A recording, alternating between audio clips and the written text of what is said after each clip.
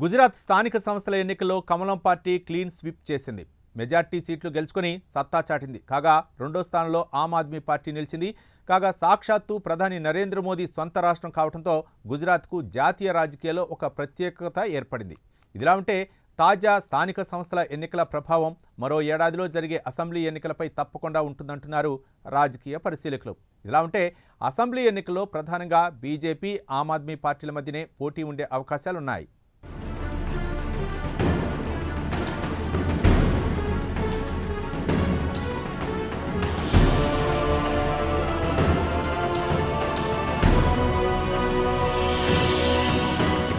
గుజరాత్ స్థానిక సంస్థల ఎన్నికల్లో భారతీయ జనతా పార్టీ తిరుగులేని ఆధిక్యం సంపాదించింది. మొత్తం 9,986 స్థానిక సంస్థల స్థానాల్లో 7,491 సీట్లు బీజేపీ గెలుచుకుంది. జాతీయ రాజకీయాల గురించి అవగాహన ఉన్నవారికి గుజరాత్ ఫలితాలు ఆశ్చర్యం కలిగించవు. ఇటీవలి కాలంలో అనేక రాష్ట్రాల్లో భారతీయ జనతా పార్టీ వరుస విజయాలు సాధించింది.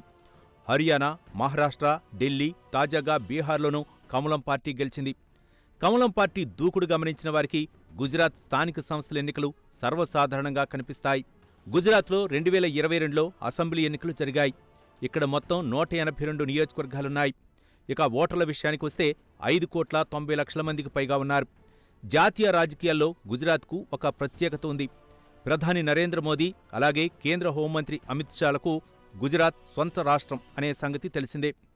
కానీ గుజరాత్పై కొంతకాలంగా ఆమ్ ఆద్మీ పార్టీ జాతీయ కన్వీనర్ అరవింద్ కేజ్రీవాల్ ప్రత్యేక దృష్టి పెట్టారు.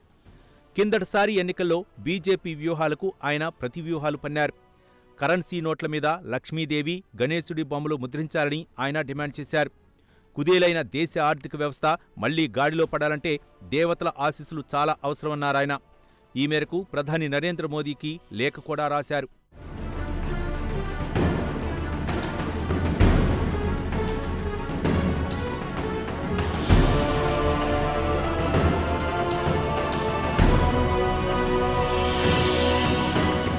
కరెన్సీ నోట్ల మీద బొమ్మలంటే ఆషామాష అంశం కాదు.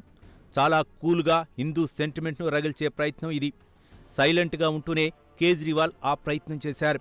నర్మగర్భంగా సాఫ్ట్ హిందుత్వానికి ఆయన జైకొట్టారు. సింపుల్గా సమాజంలో మైనార్టీ వర్గమైన హిందువులను ఆకట్టుకునే ప్రయత్నం చేశారు. బీజేపీని రాజకీయంగా వ్యతిరేకించే హిందువులకు ప్రత్యామ్నాయంగా ఆమ్ ఆద్మీ పార్టీని చూపించే ప్రయత్నం చేశారు కేజ్రీవాల్. అయితే అప్పటికే పంజాబ్లో ఆమ్ ఆద్మీ పార్టీ ప్రభుత్వం ఏర్పడింది. అంటే 2021లో జరిగిన పంజాబ్ ఎన్నికల్లో ఆమ్ ఆద్మీ పార్టీ విజయం సాధించింది. ఈ నేపథ్యంలో పంజాబ్ అందించిన జోష్తో గుజరాత్లోనూ పాగా వేయాలని కేజ్రీవాల్ డిసైడ్ అయ్యారు. అయితే కేజ్రీవాల్ వ్యూహాలు ఫలించలేదు. అంతిమంగా భారతీయ జనతా పార్టీకే గుజరాత్ ఓటర్లు పట్టం గట్టారు.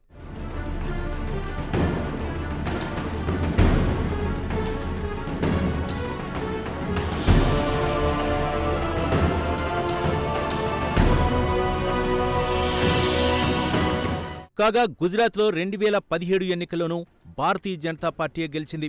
అయితే ఈ ఎన్నికల్లో బీజేపీకి 99 సీట్లు వస్తే కాంగ్రెస్ 77 సీట్లు దక్కించుకుంది.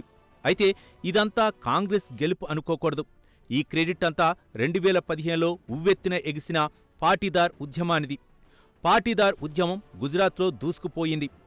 పాటీదార్ ఉద్యమంతో కాంగ్రెస్ లాభపడింది. బీజేపీ దీంతో బొటాబోటీ మెజార్టీతో కమలం పార్టీ ఎన్నికల్లో బయటపడింది.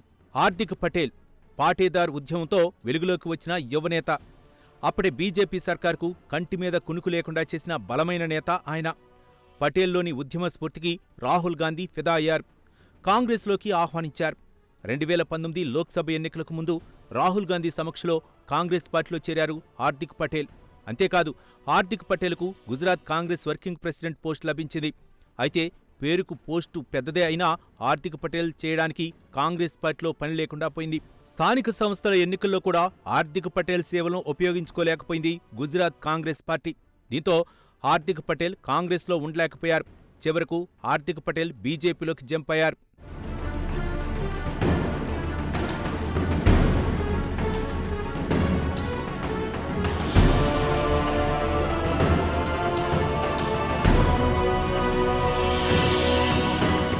గుజరాత్లో కాంగ్రెస్ పార్టీ పట్టుకోలుపై చాలా కాలమైంది. ఇప్పటికీ అంతో ఇంతో కేడర్ ఉందంటే అది గ్రామీణ ప్రాంతాల్లోనే.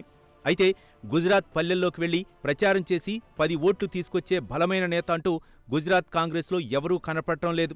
గుజరాత్ కాంగ్రెస్ ప్రధానంగా ఎదుర్కొంటున్న సమస్య నాయకత్వలేమి.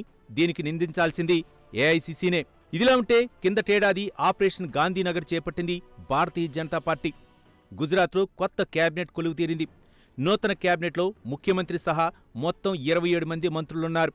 అయితే మంత్రుల ఎంపికకు సామాజిక వర్గమే కీలకంగా మారింది.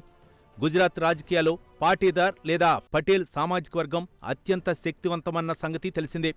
ఈ నేపథ్యంలో పటేల్ సామాజిక వర్గానికి కొత్త కేబినెట్లో పెద్దపీట వేశారు.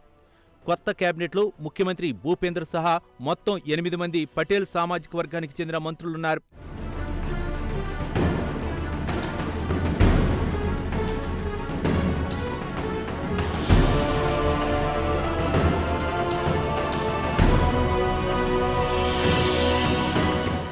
గుజరాత్ రాజకీయాల్లో పాటీదార్ లేదా పటేల్ సామాజిక వర్గం ఒక బలీయమైన శక్తి.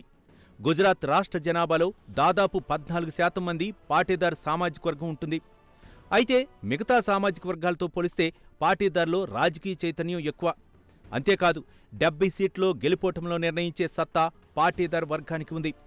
అంతేకాదు బీజేపీ ఓట్ షేర్లో 4వ వంతు పాటీదార్ సామాజిక వర్గానిదే. అయితే 1970ల వరకు పాటీదార్ కాంగ్రెస్కు గట్టి మద్దతుదారులుగా ఉన్నారు. అయితే ఆ తరువాత రాజకీయాల్లో ప్రాధాన్యతలు మారిపోయాయి.